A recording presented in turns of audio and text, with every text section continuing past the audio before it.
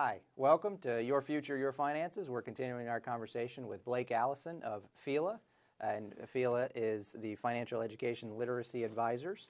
We're talking about financial education and wellness, both in the school system and in the private marketplace.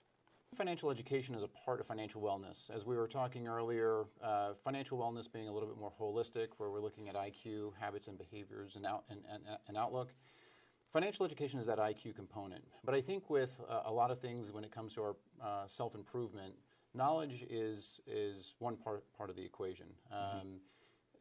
Knowing something is one thing, but actually doing something with it, transforming information to action is really what I think financial wellness is. We all know that we need to spend less and save more. We just don't do it, right? So how do we translate that information, that knowledge, into good behaviors? And it's tricky because human behaviors. We know that we should eat less and walk more. It's really no different that we have to find a way to take information, transform it into action, and show behavioral outcomes. Meaning, have people do things, be better, and make better decisions. The assessments, like you do and other people do, don't seem to be saying that people on whole are more financially educated. Correct, and it's really interesting. I think the traditional delivery of financial education has contributed to naysayers saying that financial education may not work or financial wellness programs don't work. But I think one of the things that is missing with many financial wellness programs is we're not asking the patient what's going on. Very often they are prescriptive models saying, here's what you need to know.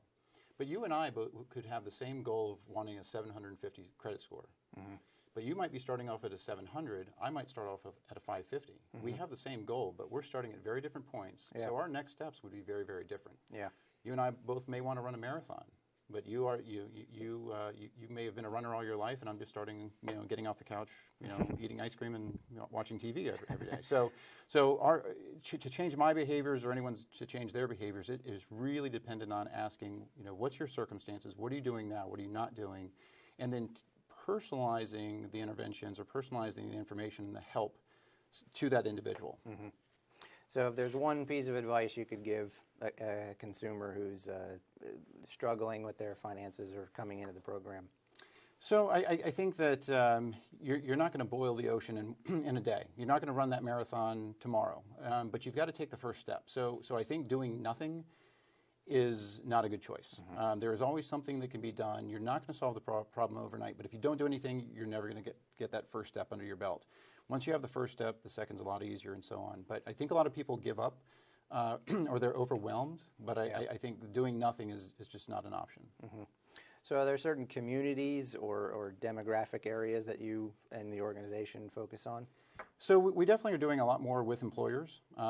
So the employee wellness programs are definitely something that we have seen great traction with over the past couple of years, and I think this year even more so.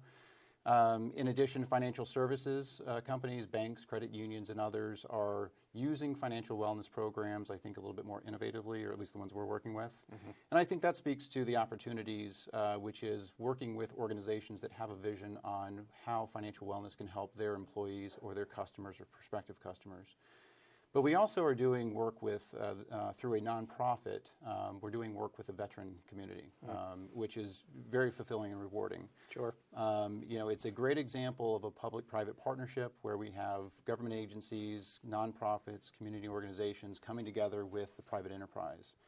And so we have tremendous support from companies like Experian or a company, PRA Group, who have provided the support. So we've been able to go in and bring financial education to the military community for veterans, service members, and their families. And so, that's something that, there's so much more that needs to be done, but I think we have a great support and great network to bring about, very important change. How do you find them and make them aware of the program?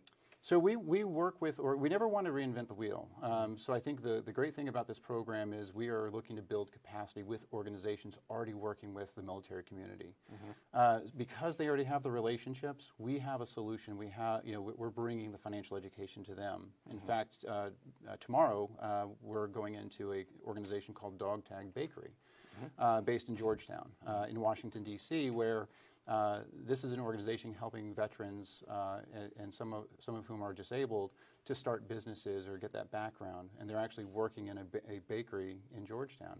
They've included our financial education programming in their curriculum. So again, we're looking for partners where we can work collaboratively and be part of what they are doing rather than reinvent the wheel. Mm-hmm. That's good. And they can document progress from that, or if nothing else, the increase maybe on the scores of the assessments that you do and things like that. Yeah, so we're always looking at measuring those outcomes. I think that's one of the things that we do very well, and I think that's very important. And I think that sometimes is lacking in financial wellness programs is the measurement piece. Mm-hmm. So everything we do around evaluating someone's financial IQ, their financial habits, and their financial outlook, we're measuring. We want to know where people started, and so we know how far people have progressed. Mm-hmm. We want to know that, but certainly the individuals participating in the programs want to know that as well. Mm-hmm.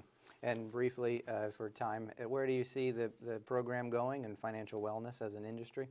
So I think it's going to become more mainstream. I think it's going to be a benefit. More and more employers will offer this as a benefit. I think financial services companies are going to be more innovative in how they use participation in financial education. So if you're a consumer and you go through a vetted, certified financial education program, maybe you're going to get some type of discount or mm-hmm. Deduction on a fee or something like that. Sure. I really think that's something that would be beneficial to the consumer and to the business. And motivational. Absolutely. Well, yeah. you have to engage. This is all about how do we motivate people to care about this, and I think that how you implement a program like this makes all the difference in the world. Mm-hmm. All right. Thanks very much. How can people get in touch with you? So best way is to go to our website, www.mylifesense.com, and that's CENTS. Okay, great. We're talking with Blake Allison regarding financial wellness and education programs. Thanks very much. You've been watching Your Future, Your Finances.